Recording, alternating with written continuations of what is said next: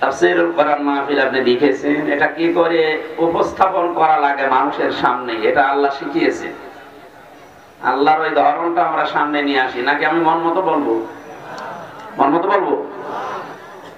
কোরআনে কারিমে আল্লাহ পাক জানিয়েছেন, কিতাবুন উনজিলা ইলাইকা ফালা ইয়াকুন ফি সাদরিকা হারাজুম মিন লিতুনযিরা বিহি ওয়া যিকরা লিল মুমিনিন। সূরা আরাফ 8 নাম্বার পারার 10 নাম্বার পৃষ্ঠা, প্রথম নাম্বার লাইনে 2 নাম্বার আয়াতে আছে। তাফসীরে ফি জিলালিল কোরআন থেকে বলছি, আল্লাহ পাক বলেন, হে নবী, এই কোরআন যখন মানুষের সামনে উপস্থাপন করবে, তখন আপনার মনের ভেতরে যেন কোনো ভয়, ভীতি, দ্বিধা, দ্বন্দ্ব, সংশয়, সন্দেহ এগুলো কাজ না করে। যে আমি বলছি আবার কোনো সমস্যা আছে নাকি, এই কিতাবের ভেতরে, কোন এই কথার ভেতরে কোনো ঝামেলা আবার আছে কিনা, কোন সন্দেহ, সংশয় আছে কিনা, এরকম কিছু মনে করবেন না। এখানে হারাজন শব্দটার ব্যাখ্যা পেয়েছি আমি 2টা। সন্দেহ, সংশয়, ভয়, ভীতি কেন? কারণ কোরআন প্রচার করতে গেলে অনেক মানুষ আপনার সামনে এমন আছে, তারা কোরআনের ওই বক্তব্য না বোঝার কারণে মন খারাপ করতে পারে। এরকম মানুষ দেশে আছে। আপনার কি ঘুমিয়ে গেলে? এই যে প্রথম শ্রেণী বললাম, কোরআন যেটা বলতে চায় ওইটা না বুঝে মন খারাপ করে, আছে না? এগুলো দিন দিন বাড়ছে। দ্বিতীয় নম্বরে, আবহমান কাল থেকে এমন এমন ইবাদত বাংলাদেশে চালু করা আছে যেগুলো মানুষ আসলে ইবাদত মনে করে করে। ওটা কোরআনেও নেই, হাদিসেও নেই, মানুষ বানিয়েছে।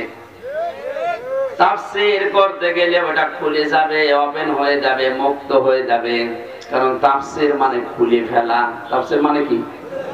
কোরআন দিয়ে যখন কেউ তাফসীর করবে তখন ওটা খুলে যাবে, ওই আবরণ, পর্দা থাকবে না। দেশের মানুষ বুঝতে পারবে যে এটা 2 নাম্বার।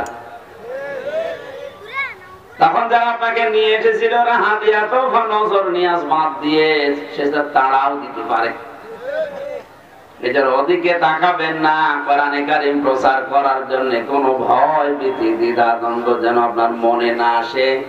যিকরা লিল মুমিনিন, কোরআন মুমিনদের জন্য উপদেশ। কাদের জন্য? আমরা এই হাদিসটা, এই আয়াতটা সামনে রেখে কথা বলার চেষ্টা চালাবো ইনশাআল্লাহ। দরুদ আর সালাম পড়ছি আমাদের নবী মুহাম্মদ রাসূলুল্লাহ সাল্লাল্লাহু আলাইহি ওয়াসাল্লামের প্রতি, যারা আনিত আদর্শ আমাদের জন্য মুক্তির একমাত্র গ্যারান্টি। বিশ্ব নবী মুহাম্মদ রাসূলুল্লাহ এমন একজন মানুষ ছিলেন যার আদর্শ মেনে নিলে জীবনের পেছনে যে অপরাধগুলো ছিল সব আল্লাহ পাল্টিয়ে নেকি বানিয়ে দেন। এমন কোন মানুষ দুনিয়ায় এমন আসে না যে যাকে মেনে নিলে পেছনের গুনাহ মাফ হয়। আছে? এই একজন মানুষ। আর একটা পরিচিত আয়াত বলছি, আপনি দেখেন, অনেকে জানি এটা। قل إن كنتم تحبون الله فاتبعوني يحببكم الله ويغفر لكم ذنوبكم الله غفور رحيم। সূরা আলে ইমরানের 31 নম্বর আয়াত।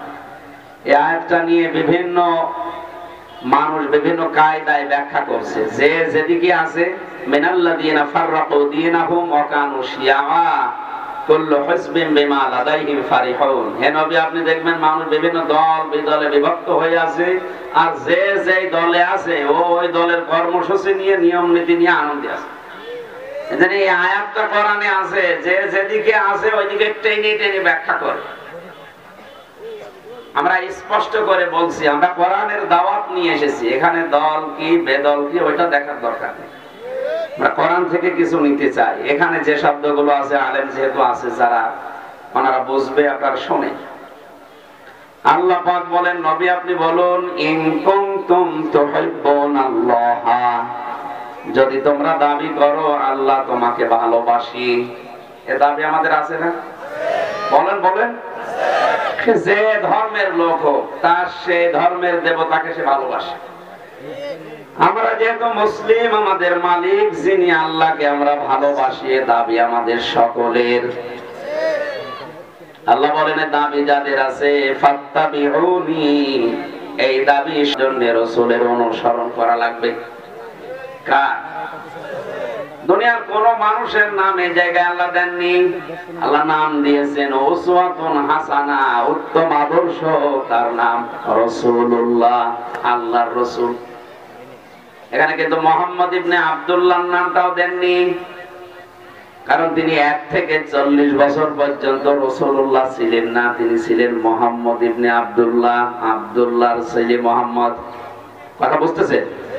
উনি রাসূলুল্লাহ হয়েছিলেন কয় বছরে? বলেন বলেন।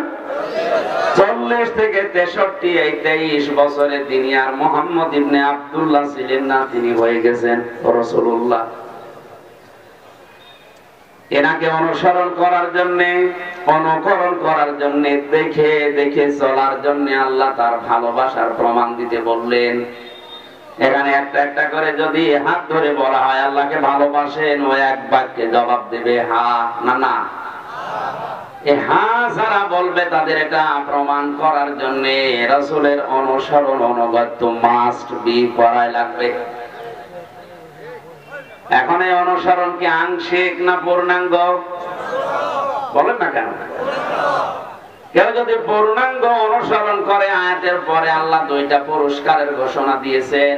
ইউহিব্বুকুমুল্লাহ, আমি আল্লাহ নিজেই তাকে ভালোবাসা আরম্ভ করব। নাকি তাকে ভালোবাসা আরম্ভ করেছি? হ্যাঁ, ইউহিব্বু এটা মজারে, বর্তমান ভবিষ্যৎ, প্রেজেন্ট ফিউচার, 2টা কাল নিয়ে এই শব্দটা গঠন করা। অতীতের শব্দ এখানে নেই।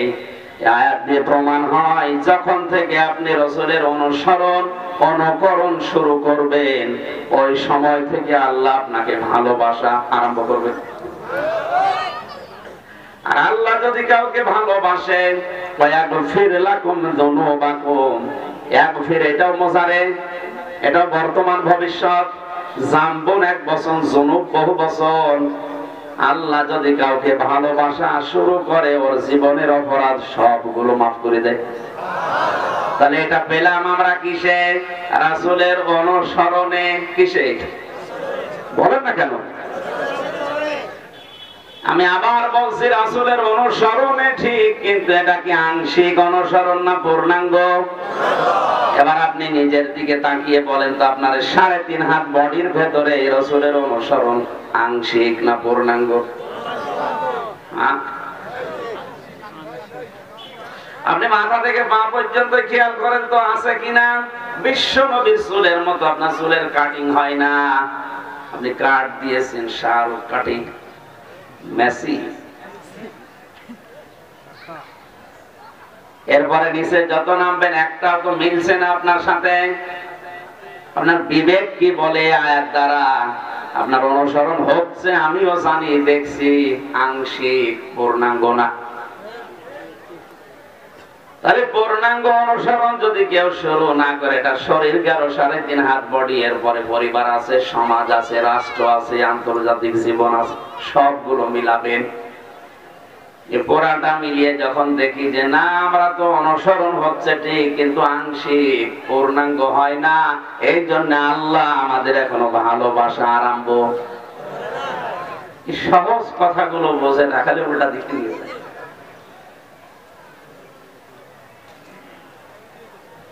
আমি তো বলছিলাম আবহমান কাল থেকে অনেক নিয়ম নীতি, বিশেষ করে বাংলাদেশ, ভারত, পাকিস্তান, এই 3টা দেশে চলে আসছে। মানুষ ইবাদত মনে করে, যেগুলো রাসূলের জীবনের সাথে মেলে না। আপনি আল্লাহর ভালোবাসা পাওয়ার জন্য শর্তই হচ্ছে রাসূলকে অনুসরণ করা। এই কথা বলেন। তার ভেতরে অন্যতম, আমি প্রায় 43টা পেয়েছি। অন্যতম বেশি চলে যেটা জিকির। বিভিন্ন দরবারে গেলেই মানুষকে ভালো হওয়ার জন্য বলে জিকির করবা। কি করব জিকির, কি নিয়মে করব, এটা আর অনেক দরবারে মেলে না, তখন নিজের মন মতো দিয়ে দেয়। এটা খেয়াল করে নিলাম। সূরা আরাফ 9 নাম্বার পারা 13 নাম্বার পৃষ্ঠার 4 নাম্বার লাইনের 181 নাম্বার আয়াত, এটা ওয়ালিল্লাহিল আসমাউল হুসনা ফাদউহু বিহা ওয়াদারুল্লাযীনা ইউলহিদুনা ফি আসমাই। আমি আল্লাহর বহু নাম আছে সুন্দর সুন্দর, এখানে অনেকে জানি আল্লাহর নাম আছে কয়টা? কায়দায় আছে 5000। কত? তাফসীরের ভেতরে 5000 আল্লাহর নাম আছে। যে নামে পারেন আপনি আল্লাহকে ডাকেন, কোনো অসুবিধা নেই। কিন্তু সাবধান, যারা আল্লাহর নামকে ইলহাদ করে, এলহাদের ব্যাখ্যা হচ্ছে যারা নামে ডাকে কিন্তু নামের পাশাপাশি উলট পালট করে ফেলে, কাট ছাট করে ছোট খাটো করে ডাকে, তাদের সাথে মিলে তোমরা আল্লাহকে ডাকবা না। এটা আমি বানালাম? হ্যাঁ, আল্লাহর নির্দেশ হচ্ছে আল্লাহকে ডাকে তারা। আমি আল্লাহকে ডাকার পাশাপাশি এমন এমন নাম তারা জুড়ে দেয় যেগুলো আমি ডাকতে বলি নাই, তোমরা তাদের সাথে ডাকবা না। সুতরাং ব্রাহ্মণবাড়িয়া, কুমিল্লা, এই সমস্ত জেলায় আল্লাহর জিকিরের পাশাপাশি যারা ইয়ালি বাবা, শাহ আলী বাবা, দয়াল বাবা, খাজা বাবা বলে জিকির করে, এটা ইসলাম? এটা তো রাসূলের জীবনের সাথে মিলছে না। জিকির যেহেতু একটা ইবাদত, কেউ যদি ইবাদত মনে করে করে, অবশ্যই তার নির্ধারিত একটা সিস্টেম আছে, বলে না কেন? অবশ্যই নির্ধারিত একটা শব্দ থাকবে। নামাজ যেমন ইবাদত, তার একটা নির্ধারিত নিয়ম আছে। কিছু কিছু নিয়ম ফলো করলে নামাজ আপনার হবে। 13টা ফরজ, 14টা ওয়াজিব, 19টা নামাজ ভাঙার কারণ যদি কেউ না জানে, ওর নামাজ হচ্ছে না। হচ্ছে জিকির ইবাদত, তার একটা নির্ধারিত নিয়ম আছে। আল্লাহ বলেন 4টা নিয়ম ফলো করা লাগবে, আর 4টা শব্দ দিয়ে জিকির করা লাগবে, কারণ এটা ইবাদত। কারণ আপনি ইয়া রাসূলুল্লাহ ইয়া রাসূলুল্লাহ বলে জিকির হবে না, ওটা গুনাহ হবে। এক কথা বলেন। এখন যদি বলেন রাসূলের উপরে তকমা দিচ্ছেন, রাসূলুল্লাহকে ডাকবো না, ডাকেন কিন্তু দরুদ পড়ে ডাকেন, ইয়া রাসূলুল্লাহ সাল্লাল্লাহু আলাইহি ওয়াসাল্লাম বলেন, এটা দরুদ একই। কিন্তু জিকির আল্লাহ বাদে কারো নামে জায়েজ নেই। বাংলার মুসলমানের এটা রেকর্ড হচ্ছে, কালকে সারা দেশে ছড়িয়ে যাবে। কান খাড়া করে শোনেন, আল্লাহ বাদে কারো নামে জিকির করা জায়েজ নেই, সে যত বড় লোক হোক। কথা বুঝতেছে? জিকিরের শব্দ 4টা, সুবহানাল্লাহ, আলহামদুলিল্লাহ, লা ইলাহা ইল্লাল্লাহ, আল্লাহু আকবার। এর বাইরে কোনো শব্দ নেই। এমনকি আপনি কাট ছাঁটো করতে পারবেন না। কেউ যদি বলে সুবহান সুবহান, জিকির হবে? কেউ যদি বলে আকবার আকবার, হবে? আলহামদ আলহাম, হবে? লিল্লাহ লিল্লাহ হচ্ছে না, পুরাটা বলা লাগবে সুবহানাল্লাহ, আলহামদুলিল্লাহ, লা ইলাহা ইল্লাল্লাহ, আল্লাহু আকবার। ওয়াতাম্মাত কালিমাতু রাব্বিকা সিদকাও ওয়া আদলা, লা মুবাদদিলা লিকালিমাতিহি ওয়া হুয়াস সামিউল আলিম। সূরা আনআম 8 নাম্বার পারার 1ম নাম্বার পৃষ্ঠার 10 নাম্বার লাইনের 115 নম্বর আয়াত। এটা, হে নবী আমার কালাম কিন্তু পরিপূর্ণ। কি দিয়ে পরিপূর্ণ? সিদকা ওয়া আদলা। 1 নম্বরে আমার কালাম সত্য, 2 নম্বরে এটা একেবারে ভারসাম্যপূর্ণ, ন্যায় দিয়ে প্রতিষ্ঠা করা আমার কালাম। কিয়ামত পর্যন্ত আমার কালামের কোনো পরিবর্তন। আর জোরে, সুতরাং লা ইলাহা ইল্লাল্লাহ এটা পূর্ণাঙ্গ কালেমা। এক বলে না, শুধু লা ইলাহা বলা জায়েজ নেই, শুধু ইল্লাল্লাহ ইল্লাল্লাহ ইল্লাল্লাহ বলা জায়েজ নেই। আপনাকে বলা লাগবে পুরাটা, কারণ এটা জিকির। এটা কি? এগুলো বাদ দিয়ে যারা হুক হুক করছে, এটা জিকির না, কারণ এটা আল্লাহর নামকে খণ্ডিত করে ফেলেছেন। আল্লাহ নিজে জানিয়েছেন আমার বহু নাম আছে, ডাকো। ইয়া সাত্তার বলে ডাকেন, ইয়া রহমান বলে ডাকেন, ইয়া গফফার বলে ডাকেন, অসুবিধা নেই। কিন্তু আপনি নামকে খণ্ডিত করতে পারবেন না। সুবহানাল্লাহ, এই নাম কার? আরো জোরে। খালি সুবহান সুবহান বললে সওয়াব হবে? খালি লা ইলাহা লা ইলাহা বললে সওয়াব হবে? এটা জিকির, এটা ইবাদত। আজ হাজারো দরবারের দিকে তাকান, যারা আল্লাহর নামকে খণ্ডিত করে ভাবে ডাকে, এটা বলতে গেলে ওদের ওগুলো টেকে না, তখন ওরা মন খারাপ করে। ওই যে হারাজনের দ্বিতীয় ব্যাখ্যা বলেছিলাম, এটা মিলছে না। কথা বলেন। নবীজি নবুয়ত পাওয়ার আগ পর্যন্ত, এমনকি 53 বছর বয়স হওয়ার আগ পর্যন্ত, নবুয়ত পেয়েছেন 40 বছরে, মেরাজে গিয়েছেন 53 বছর বয়সে। কত বছর হলো? 13 বছর। কত? এই 13টা বছরে নামাজও ফরজ হয়নি, রোজাও ফরজ হয়নি। নবীজি কি করলেন এই নবুয়ত পাওয়ার পরে 13 বছর? বিশ্ব নবী যে কাজগুলো করেছিলেন তার অন্যতম কাজ হচ্ছে মানব সেবা। নবীজি বলেছেন, যারা মানুষকে সালাম দেয় বেশি বেশি করে, আর যে মানুষগুলো মানুষের খাবারের ব্যবস্থা করে, খাবার খাওয়ায়, দারিদ্র মুক্ত সমাজের জন্য কাজ করে, এই মানুষগুলো আল্লাহর কাছে উত্তম মানুষ না নবী? এই কথা বলে না কেন? 40 বছর বয়স পর্যন্ত তো হিলফুল ফজল গঠন করে, শান্তির সঙ্গ তৈরি করে বিভিন্ন উন্নয়নমূলক কাজে তিনি আঞ্জাম দিয়েছেন, কিন্তু শান্তি দিতে পারেন নাই। কোরআন পেলেন, নবুয়ত পাওয়ার পরেও তিনি শান্তি দিতে পারছিলেন না, কারণ ওই সময় ইসলামের সব বিধান নাজিল হয়নি। ওই সময় নবীজির 3টা মিশন ছিল। 1 নম্বরে সালাম। কি সালাম মানে? কি আমরা একজনকে সালাম দিলাম মানে, ভাই আপনি আমার থেকে নিরাপদ, আপনার সম্পদ, আপনার জীবন, আপনার সম্মান সব আমার কাছে নিরাপদ, আমার দিয়ে আপনারা কোনো ভয় নেই। আর এখন অনেকে সালাম দিয়ে ডাকাতি শুরু করে। বড় ভাই আসসালামু আলাইকুম যা আছে দে, একই সালাম বলে। দ্বিতীয় নম্বরে তিনি বলেছিলেন, তোমরা মানুষকে খাবার খাওয়াও, দারিদ্র মুক্ত সমাজের জন্য কাজ করো। আজকে আমাদের জননী শেখ হাসিনা যত কাজই করুক না কেন, অন্যতম কাজ আমার দৃষ্টিতে মনে হয় যে একটি খামার, একটি বাড়ি, এটার দ্বারা একটা মানুষের কর্মজীবন তৈরি হয়, একটা মানুষের মাথা গোজার ঠাঁই হয়। আর সব কাজ তিনি খারাপ করেছেন, তাই এই কাজটা অনেক ভালো কাজ। যারা জাহান্নামে যাবে মুসলমান কারা? জবাব দেন ভাই।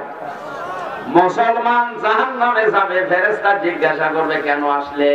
তুমি তো খ্রিস্টান না, তুমি তো ইহুদি না, বৌদ্ধ না, হিন্দু না, মুসলমান, তুমি জাহান্নামে আসলে কেন? যত মুসলমান জাহান্নামে যাবে তারা 4টা কথা বলবে। প্রথমে ক্বালু লাম নাকু মিনাল মুসাল্লিন ওয়া লাম নাকু নুতি'মুল মিসকিন। 1 নম্বরে সবাই বলবে আমরা নামাজ পড়তাম না। কি করতাম না? টাঙ্গাইলবাসী ভালো করে জবাব দেন। কোন হিন্দু বলবে যে আমি নামাজ পড়তাম না? কোন খ্রিস্টান, কোন ইহুদি, কোন বৌদ্ধ? কারণ ওরা নামাজ, এক কথা বলে, ওরা নামাজ পড়ে না, ওদের নামাজ নেই। এ কথা বলতে পারে কারা? তাহলে যে মুসলমান দাবি করার পরেও নামাজ পড়ে না, সে যদি আওয়ামী লীগ করে কোথায় যাবে? জাহান্নামে। যদি জামাত করে কোথায় যাবে? জাহান্নামে। তা কার ফতোয়া লাগবে আপনাদের? মুদাসসিরের ফতোয়া। জাহান্নামে যারা গেছে সব ওরা মুসলমান, এক বাক্যে জবাব দিচ্ছে জাহান্নামে আল্লাহ দিয়েছে নামাজ পড়তাম না তাই। আপনি আর যাই করেন না কেন, অন্তত মুসলিম পরিচয় দিলে ফরজ নামাজ ছাড়বেন না। রাজি আছেন কারা? দেখে লিল্লাহি তাকবীর। এটা ঠিক থাকবে তো? মেয়েদের সন্তান যখন দুনিয়ায় আসে, প্রথমে পানি দেখা যায়, এরপরে রক্ত, এরপরে সন্তানের মাথা দেখা যায়। নবীজি বলেন এমন কঠিন সময় যদি তৈরি হয়, আর নামাজের আযান হয়ে গেছে, সময় চলে যাচ্ছে, এই মেয়েটার মাথাকে তোলার ভেতরে বিছিয়ে দিয়ে বলো নামাজ পড়। জীবন নিয়ে টানাটানি, অথচ ফরজ জিনিস ছেড়ে দিচ্ছে না, কোন অনুমতি নেই নামাজ ছেড়ে দেওয়ার। আর আমরা চা খেতে খেতে আসলে নামাজ নষ্ট হয়ে যাবে, টেরও পায় না। মুসা আলাইহিস সালামের জামানায় আল্লাহ একবার বললেন, এক কামার বাজারে কাজ করে, লোহা পিটায়, ওরে বলো যে তুমি জান্নাতি। মুসা নবী বলে, আল্লাহ তুমি আর লোক পেয়ে না, কামারের কথা বললে? দুনিয়ায় এত বড় বড় লোক আছে, কামার লোহা পিটিয়ে সোজা করে, ও কি এমন আমল করে? আল্লাহ বলেন দেখো গিয়ে বাজারে গেলেন, বাজারের এক কোণে দেখে ও হাতুড়ি দিয়ে লোহা পিটাচ্ছে, মগুর মাথার উপরে তোলে আবার পিটায়, আবার উপরে তোলে। আমাদের যেমন নামাজের সিস্টেম হচ্ছে আজান দিলে নামাজের সময় হয়ে গেছে, মুসা নবীর জামানায় এক ওয়াক্ত নামাজ ছিল, হয়তো কোনো সিস্টেম ছিল নামাজের। যেই নামাজের সময় হয়ে গেছে হাতুড়ি পেছনে ফেলে দিয়ে উনি পবিত্র হয়ে নামাজে দাঁড়িয়েছে। হযরত মুসা লক্ষ্য করে আল্লাহকে বলে রব্বুল আলামিন, লোকটা তার এই হাতুড়ি বা এই মগুর লোহার উপরে পিটিয়ে তারপরে পবিত্র হতে পারতো, নামাজের সময় হওয়ার সঙ্গে সঙ্গে পেছনে ফেলে দিয়ে তাড়াতাড়ি করে তোমার বিধান মানার জন্য ব্যস্ত। তোমার বিধানকে, তোমার আইনকে এত বেশি যে লোকটা মূল্যায়ন করতে পারে তাকে তুমি জাহান্নামে দিতে পারো না। জীবনে যত বড় গুরুত্বপূর্ণ কাজ থাক না কেন, ফরজ নামাজের সেজদা আজকে থেকে বাদ দেবেন না। কারণ কেউ যদি ফরজ নামাজ ছেড়ে দেয়, আল্লাহ বলেন ওর দায়িত্ব আমি ছেড়ে দিলাম, যা।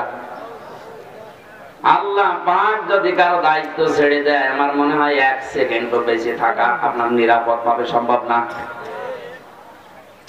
আমরা জুমার নামাজের কথা জানি যে জুমার নামাজের আযান দিলে দুনিয়ার সব কাজ কাম বেচা কিনা বন্ধ করে দিয়ে নামাজের দিকে দৌড়াতে বলেছে আল্লাহ, এ কথা জানেন না?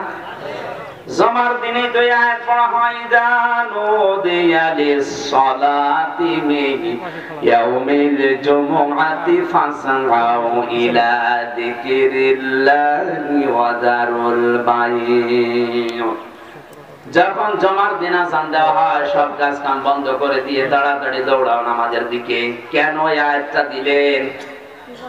আল্লাহ বলেন যালিকুম খায়রুল লাকুম, এইটাই লাভজনক কাজ। অথচ আয়াতের সাথে বাস্তবের অনেক কিছু আমাদের চোখে মিলছে না। জুমার নামাজের আযান দিয়ে শেষ পর্যন্ত কমপক্ষে 1-1.5 ঘন্টা সময় লেগে যায় শেষ করতে। ঠিক আছে কথা? আযান থেকে শুরু করে নামাজ পড়ে বের হওয়া প্রায় 2টা বেজে যায়, তার মানে 1-1.5 ঘন্টা সময় শেষ।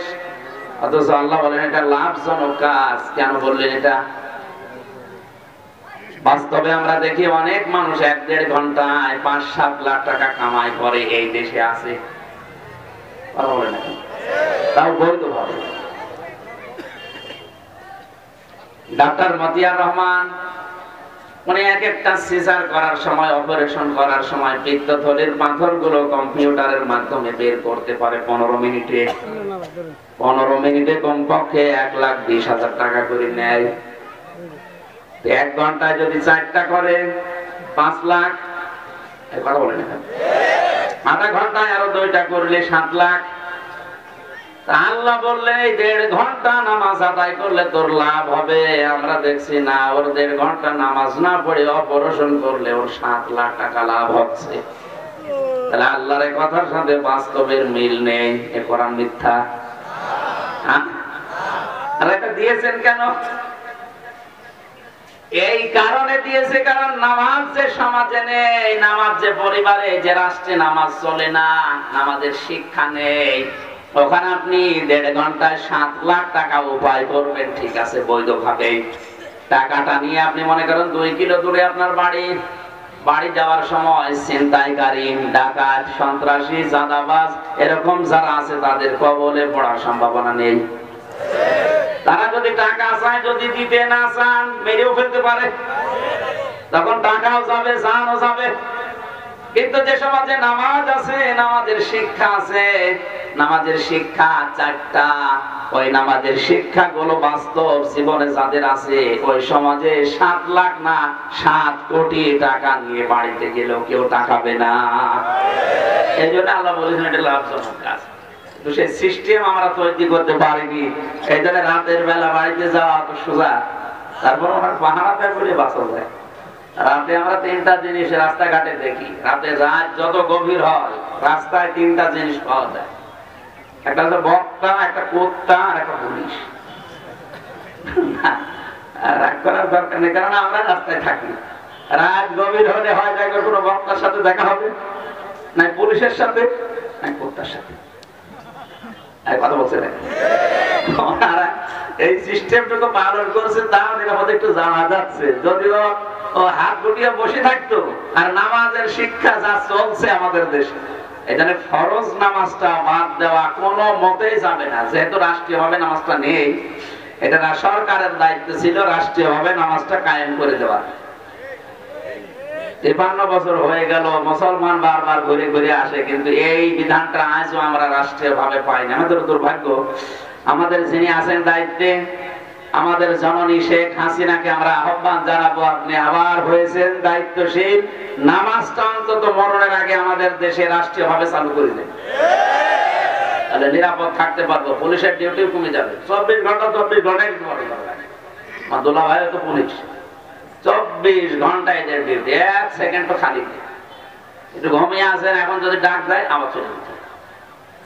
সম্মানিত ভাইরা, বাস্তবে নামাজের শিক্ষা এই জন্য দিয়েছিলেন, কারণ মুসলমান দাবি করে যে নামাজ পড়ে না, ও যাবে কোথায়?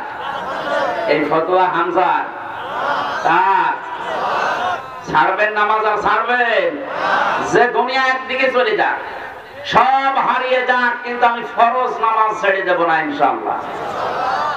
2 নম্বরে ওরা বলবে ওয়ালাম নাকুন নুতিউল মিসকিন, এতিম মিসকিনদেরকে খাবার দিতাম না, তার মানে দারিদ্র মুক্ত সমাজ ব্যবস্থার জন্য আমি কাজ করতাম না, এই জন্য আল্লাহ জাহান্নামে দিয়েছে। এটা বড় কঠিন কথা। দেখেন, মুসলমান দাবি করে দারিদ্র মুক্ত সমাজের জন্য কোনো কাজ করে না, এই লোকটা মুসলমান হয়েও যাবে কোথায়? আমরা যেহেতু গরিব মানুষ, আমাদের জন্য মরা মাংস জায়েজ আছে, এজন্য 3 দিন পরে এটা পরিবারস্থ লোকদের নিয়ে খাচ্ছিলাম। আপনি তো সাহেব মাল ধনী মানুষ, আপনার ছেলেটাকে আমি চিনি, বারবার যখন ডিস্টার্ব করছিল, এটা তো আপনার জন্য খাওয়া যায় না, ছোট মানুষ বসে না, এই জন্য ধাক্কা দিয়েছে। মরা গরুর মাংস যদি আপনার ছেলে না দিয়ে ভুল করে থাকি, মেহেরবানি করে আমারে মাফ করে দেন। হযরত মোবারক কেঁদে ফেললেন।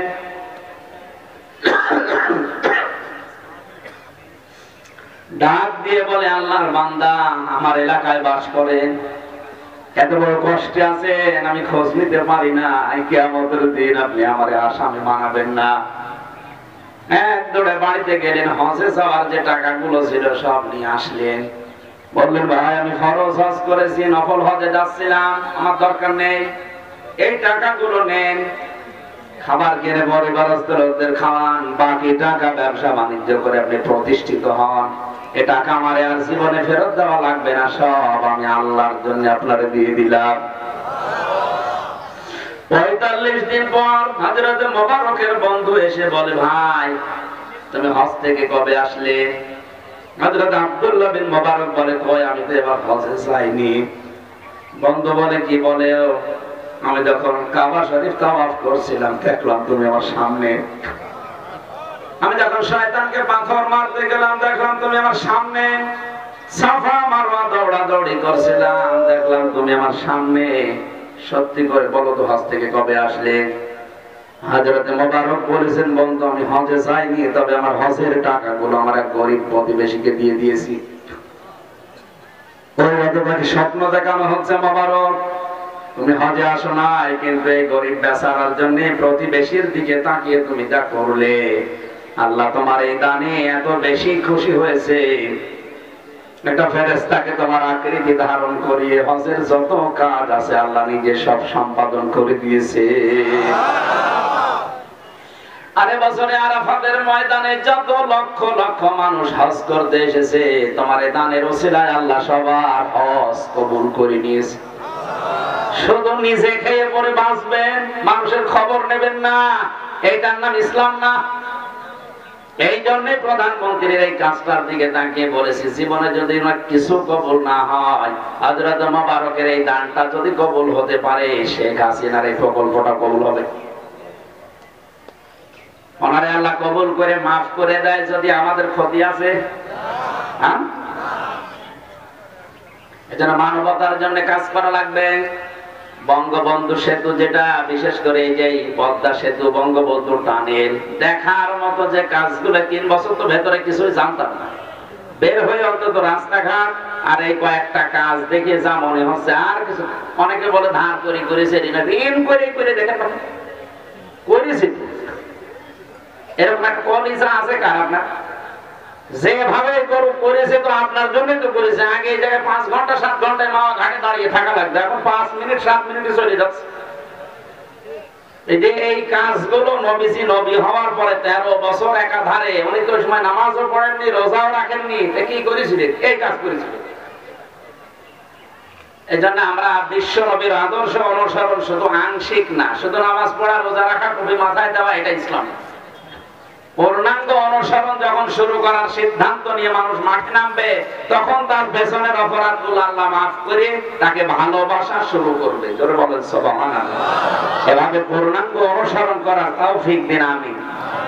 আর আংশিক অনুসরণ করেছিল আব্দুল্লাহ বিন উবাই। ওর নামাজ রোজা দাড়ি টুপি জুব্বা সব ছিল, শুধু রাজনৈতিক জীবনে ওর আদর্শ ছিল আবু জাহেল। এই জন্য আল্লাহ ওকে মাফও করে না, এমনকি ওর কবরের পাশে দাঁড়ানো নিষেধ। আজ পৃথিবীতে যাদের সব কিছু ওকে আছে, একটা জীবনে রাসূলকে মানেন না, আপনি ফিরে আসেন, নাই তো আব্দুল্লাহ বিন উবাইয়ের মতো মুনাফিক হয়ে মরবেন। আল্লাহ আপনাকে বোঝার তৌফিক দিন আমিন। সূরা তাওবার আলোচনা করেছিলেন মাওলানা হোসাইন, আমিও তাওবা থেকে একটা আয়াত পড়েছি, 111 নম্বর আয়াত। এই আয়াতের ভেতরে যত কথা আল্লাহ দিয়েছেন তাফসীর আকারে আমরা বলার চেষ্টা চালাবো। আমা তাওফীক ইল্লা বিল্লাহ। এই আয়াতটা একটু আমার কাছে ভালো লাগে এই কারণে যে বাস্তবসম্মত কিছু কথা এর ভেতরে আছে, আপনি মিলাতে পারবেন সহজে। আল্লাহ পাক বলেন, ইন্নাল্লাহ, অবশ্যই আমি আল্লাহ, ইশতারা, ক্রয় করে নিয়েছি, মিনাল মুমিনিনা, মুমিনদের কাছ থেকে। ভালো করে মিলাবে। এখানে ক্রেতা সরাসরি আল্লাহ নিজে, কে? বিক্রেতা সবাই না, বিক্রেতা শুধুমাত্র মুমিনরা। কারা? আল্লাহ কিন্তু সবার কাছে কিনতে চান না, শুধুমাত্র মুমিনের কাছ থেকে আল্লাহ কিনতে চান। মুমিন কাকে বলে? আমরা অনেকেই মনে করি আমার মুসলমানে দেওয়া আছে ছোটবেলায় আমি মুমিন। অনেকের নামে আব্দুল মুমিন, মনে করছে আমি মুমিন না, আপনি মুমিনের বান্দা। মুমিন কাকে বলে? দুইটা শর্ত দিয়েছে হাদিসে, ইদা সাররাতকা হাসানাতুকা ওয়া সাআতকা সাইয়্যাতুকা। সাহাবী বললেন, হে নবী, আমার যে ঈমান আছে, আমি মুমিন, আমি বুঝবো কি করে? আল্লাহর নবী বলেন, যখন তোমার ভালো কাজগুলো তোমাকে আনন্দ দেবে, অন্যায় কাজগুলো তোমারে কষ্ট দেবে, তুমি বুঝবে তোমার ঈমান আছে, তুমি মুমিন। আজ দেশে সবার কাছে ভালো কাজ ভালো লাগে, এই কথা বলেন না কেন? কোরআনে কারিমের যে অনুষ্ঠানগুলো নির্দ্বিধায় যারা মানুষ এক বাক্যে বলবে এটা ভালো কাজ, কিন্তু এই কাজটা আজ অনেকের কাছে ভালো লাগছে না। যে মুসলমানের কাছে কোরআনে কারিম প্রচার করা, কোরআন পড়ানো, কোরআন প্রতিষ্ঠা করা ভালো লাগে না, ওর নামে আলহাজ থাকলে ওইটা বেঈমান। আল্লাহ বেঈমানেরটা কিনবে? অথচ এরকম হাজারো বেঈমান আজ মসজিদে টাইলস লাগিয়ে দিচ্ছে। আল্লাহ কিনতে চান মুমিনেরটা। বলেন বলেন, ইন্নাল্লাহা আশতারা মিনাল মুমিনিনা, অবশ্যই আমি আল্লাহ কিনতে চাই মুমিনের কাছ থেকে। সুতরাং আপনাকে আগে মুমিন হওয়া লাগবে। মুমিন না হয়ে কেউ যদি মুনাফিক হয়ে মসজিদ বানিয়ে দেয়, ও মসজিদ কবুল। মাদ্রাসা 2 তলা বানিয়ে দিয়েছে, কবুল। এই সহজ কথাগুলো না বুঝে খালি নিজের দিকে টেনে নিচ্ছেন কেন? আপনি তো যা করছেন সব মাঠে মারা যাচ্ছে, সব পানিতে ফেলা হচ্ছে, কবুল হচ্ছে না। কারণ আল্লাহর যদি সম্পদের দরকার হতো, আল্লাহর কসম, আল্লাহ কিন্তু কারণের সম্পদ কিনতে পারতেন। তার সম্পদ আপনার সাথে কম ছিল না। কোরআনে কারিমে সূরা কাসাসের তাফসীরে বেশি 70টা উট শুধু তার সম্পদের চাবি বহন করার জন্য লাগতো। বলেন তো, চাবি বহন করতে যদি 70টা শক্তিশালী উট লাগে, তাহলে তালা বহন করার জন্য কত উট লাগবে? তাহলে তালা চাবি যদি এত হয়, সিন্ধুক আর বাক্স আর ব্যাংক কত ছিল? আমার ছোট মাথায় ধরবে না। এত সম্পদ তাকে আল্লাহ দিয়েছিল, ওগুলো আল্লাহ কিনতে পারতো। এখানে আল্লাহ কিনবেন না কোন মুনাফিকের, কোন কাফেরের, কোন মুশরিকের। আল্লাহ কিনতে চান শুধু মুমিনদের কাছ থেকে। আনফুসাহুম ওয়া আমওয়ালাহুম, এক নম্বরে তাদের জীবন, দুই নম্বরে তাদের সম্পদ। বিআন্না লাহুমুল জান্নাহ, বিনিময়ে আল্লাহ তাদের জান্নাত দিতে চান। বলেন সুবহানাল্লাহ। জান্নাতের শুধু নাম শুনেছি, কোরআন আর হাদিস পড়ার পরে আমার যতটুকু বিশ্বাস হয়েছে, জান্নাতের একটা শিখের মূল্য তামাম বাংলাদেশ বিক্রি করলেও হবে না, তামাম দুনিয়া দিলেও সম্ভব না। এক একটা পাথর হবে বা ইট বানাবে আল্লাহ স্বর্ণ দিয়ে, রূপা দিয়ে, একটার পর একটা গাঁথনি দিয়ে ঘর বানিয়েছে জান্নাতে। এখানে যে শিখগুলো দরজা জ্বালানায় দেওয়া আছে, হাদিস হচ্ছে তামাম দুনিয়া যদি কেউ বিক্রি করে, জান্নাতের একটা শিখের মূল্য হবে না। এত বড় দামি জিনিস আল্লাহ এমনিতে দিচ্ছে না, মুমিনের কাছ থেকে তার জান আর মাল আল্লাহ কিনে এটা বিনিময়ে দিচ্ছে। এখন আল্লাহ কোন অপবিত্র, হারাম, অবৈধ, নাপাক জিনিস কিনবে? আরো জোরে। আপনি মুমিন হলেও শুধু হবে না, যেটা বিক্রি করবেন এটা বিক্রি করার জন্য এটা পবিত্র হওয়া লাগবে, বৈধ হওয়া লাগবে, পবিত্র হওয়া লাগবে, পাক হওয়া লাগবে, সাফ হওয়া লাগবে। আমাদের প্রথমে আল্লাহ জীবন কিনতে চেয়েছেন। জীবন যদি কেউ আল্লাহকে বিক্রি করতে চায়, জীবন পবিত্র হওয়া লাগবে, নানা পাক। পবিত্র জীবন হওয়ার জন্য শর্ত দুইটা। এক নম্বর, তার জীবনে শিরিক থাকবে না। দুই নম্বরে, তার জীবনে বেদাত থাকবে না। এবার নিজের দিকে তাকিয়ে বলেন, আপনি যে জীবন গঠন করেছেন, এই জীবনে শিরিক আছে না নেই? বেদাত আছে না নেই? আজকে আসার সময় হাদিস পড়ছিলাম, হাউজে কাউসারের পানি নবীজির হাতে মানুষ পান করবে, কিন্তু দুই শ্রেণীর মানুষকে আল্লাহ কিয়ামতের ময়দানে হাউজে কাউসারের পানি দেবেন না। বলেন নাউজুবিল্লাহ। এক নম্বরে তারা যারা দুনিয়াতে বেদাত তৈরি করে, আর এটা বাংলাদেশে বেশি। আন্দাজে ইসলাম মনে করে একটা পালন করে চলে যাচ্ছে। প্রশ্ন করলে বলে, হুজুর আমি জানি না তাই মানি না। এটা একটা শয়তানি কথা। তুমি জানো না কেন? জানো না এটা তোমার অপরাধ। বলেন, যারা বলে জানি না তাই মানি না, এটা শয়তানি। আপনি জানেন না কেন? পৃথিবীর কেউ মায়ের পেট থেকে জেনে আসেনি, প্রত্যেকে আপনার মতোই। ও যদি জানতে পারে আপনার কি হয়েছে? দুনিয়া ইসলামের বিধানগুলো জানাও ফরজ, মানাও। বলেন বলেন, ইসলামের কোন বিধান জানেন আপনি কিন্তু মানেন না, আপনার একটা গুনাহ হবে। কারণ জানার ফরজ আদায় হয়েছে, মানার ফরজ আদায় হয়নি, এই জন্য গুনাহ হবে একটা। আর আপনি জানেনও না, মানেনও, আপনার ডবল গুনাহগার। কথা বুঝতেছেন? তাহলে আমাদের জীবন যদি পবিত্র করতে হয়, শর্ত কয়টা? দেখে দেখে মিলাবেন যে আমাদের জীবনে যেন আর যাই থাক, শিরিক না থাকে। এক একটা শব্দে যে কত কথা আল্লাহ লুকিয়ে রেখেছেন। শিরিক আবার চার প্রকার: শিরিক বিল জাত, শিরিক বিল সিফাত, শিরিক বিল ইখতিয়ারা, শিরিক বিল হুকুক। এই চার প্রকারকে ভাগ করলে হয় 8 প্রকার। 8 প্রকার ভাগ করলে হয় 12 প্রকার। 12 প্রকার ভাগ করলে হয় 72 প্রকার। 72 প্রকার ভাগ করলে 120 প্রকার। এতগুলো শব্দ এই শুধু শিন র কাফ এর ভেতরে লুকিয়ে আছে। তাফসীরুল কোরআন মাহফিলে এই জন্য সময় বেশি লেগে যায়, আমাদের সময় কম। সামনে আসরের নামাজ আমি খুব সামারাইজ করে তাড়াতাড়ি করছি।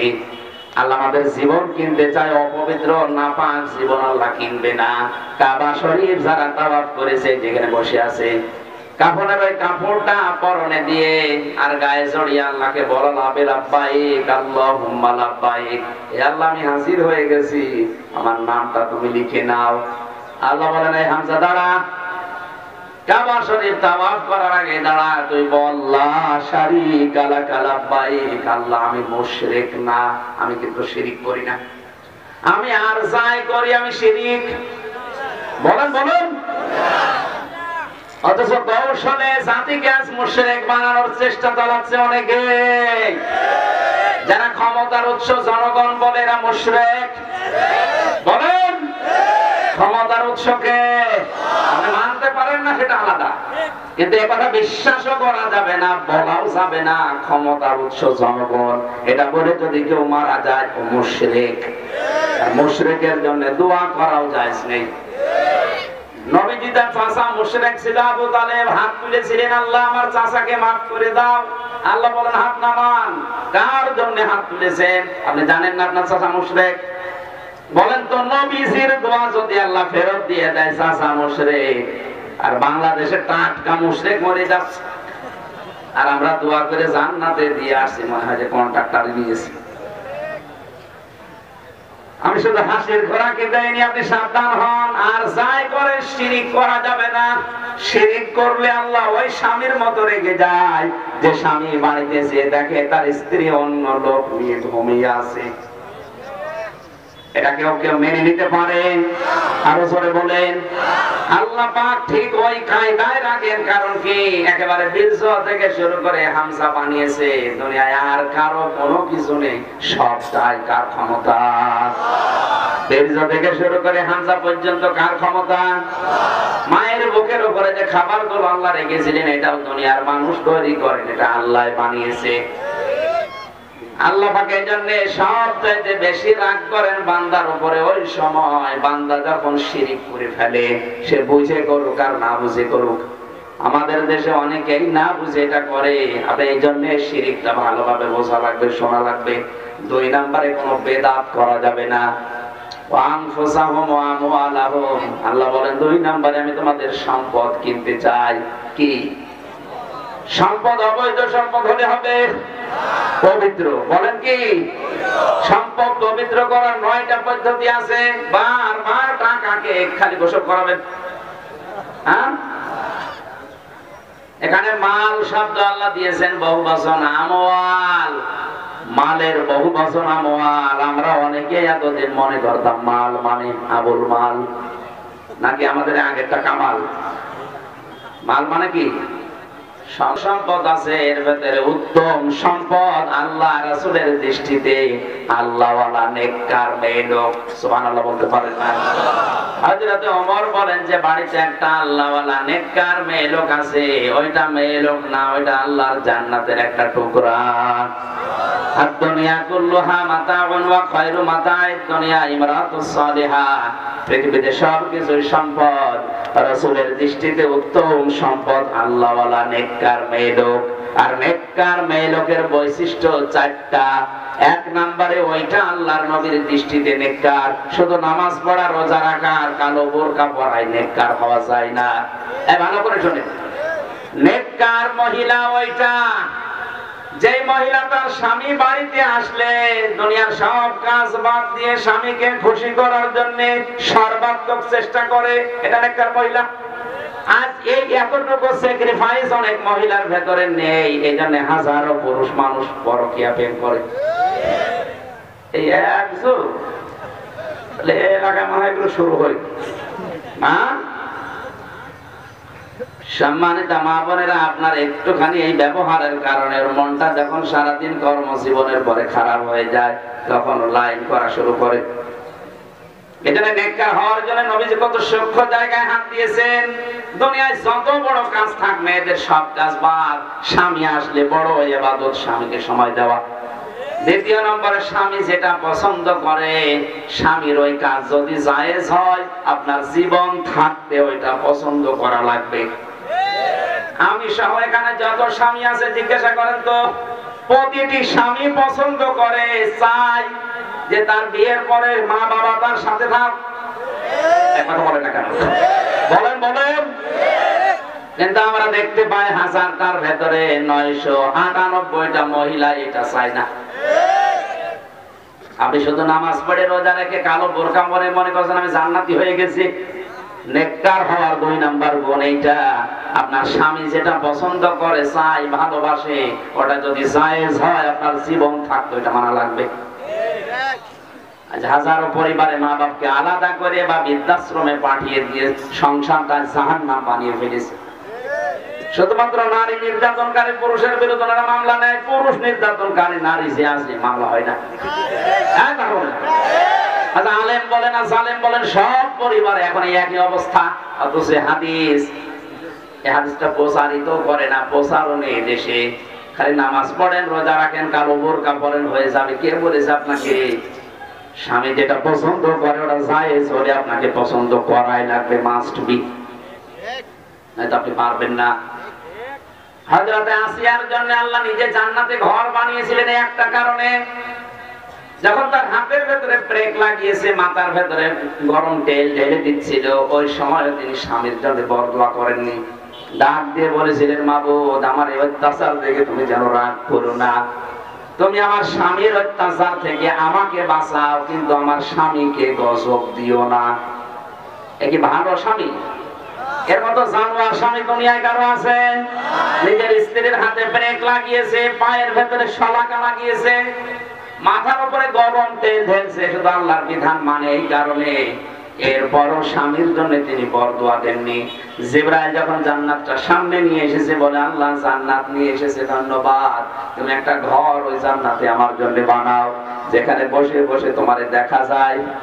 আর তোমাকে বলছি, তুমি রাগ করো না, আমার স্বামী যাদেরকে দিয়ে অত্যাচার করায়, নির্যাতন করায়, এই জুলুম থেকে তুমি আমাকে বাঁচাও। অনাজ্জিনি, একটা আনাসি, অনাজ্জিনি মিন ফিরআউনা ওয়া আমালিহি অনাজ্জিনি মিনাল কওমিজ যালিমিন। সূরা তাহরিম 28 নম্বর পারা 20 নম্বর পৃষ্ঠার 12 নম্বর লাইনের 12 নম্বর আয়াতের মাঝের অংশে আছে। আসিয়া ওই কঠিন মুহূর্তেও দোয়া করেছে, আল্লাহ তুমি আমার স্বামীকে কিছু বলো না, তুমি আমার স্বামীকে কিছু বলো না, আমারে তুমি বাঁচাও। অথচ একটা সাবান কম হলে আপনি বরদোয়া দেন? আপনি মানুষ, আপনি জান্নাত পাওয়ার জন্য হাঁ করে আছেন। একজন মহিলাকে আল্লাহ ঘর বানিয়েছিলেন জান্নাতে তার, আর একজন মহিলাকে আল্লাহ নিজে সালাম পাঠিয়েছিলেন চিন্তা অবস্থায়, তার নাম খাদিজাতুল কুবরা। এই মহিলার জীবনটা পড়ে দেখেন, খাদিজাকে আল্লাহ সালাম দিয়েছে শুধুমাত্র স্বামীর মহাব্বত ভক্তি করার কারণে। দুনিয়ায় তার যা ছিল সব তার স্বামীর জন্য দিয়েছে। আর আপনি বিপদে পড়ে ক্যান্সার হয়ে মরে যাবেন, হাতের একটা বালা বিক্রি করতে চাই না, অথচ ওরে সুখে রাখার জন্য আপনি হারাম ইনকাম করেন। হযরতে খাদিজাকে সালাম দেওয়ার পেছনে যে দুইটা কারণ আমি পেয়েছি হাদিসে, এক নম্বরে তার স্বামীর প্রতি ভক্তি দেখে আল্লাহ খুশি হয়েছিলেন। সুবহানাল্লাহ বলতে পারেন না? যত রাতে আসতেন নবীজি, কোনদিন বিশ্ব নবী এসে দেখেন যে খাদিজা ঘুমিয়ে আছে, এসে একটা ডাক দিতেন, খাদিজা, সঙ্গে সঙ্গে দরজা খুলে যেত, ডাক দিয়ে বলে, তুমি এত রাতে ঘুমাওনি? হযরতে খাদিজা বলতেন, হে আমার স্বামী, আমি জানি আপনার শত্রু পায়ে পায়ে, সারাদিন আপনি দিনের কাছে বাইরে থাকেন, বাড়িতে আমি ঘুমাই না এই কারণে, কারণ কখন আপনি এসে ডাক দেবেন। আমি যদি আরামের বিছানায় ঘুমিয়ে থাকি আমার স্বামী কষ্ট পাবে, এজন্য ঘুম যদি লেগেও যায় আমি বালিশটা আমার এই দরজার সাথে লাগিয়ে দাঁড়িয়ে দাঁড়িয়ে ঘুমিয়ে পড়ি। এরকম বউ তো এখন ঘরে ঘরে। এক হাত তোলেন তো, এরকম বউ আছে কার? একজনই। ঠিক আছে, এও ওয়াজ করার দরকার, এও ওয়াজ করে কি কর। আর মেয়ে লোক দেখেন কিভাবে আছে,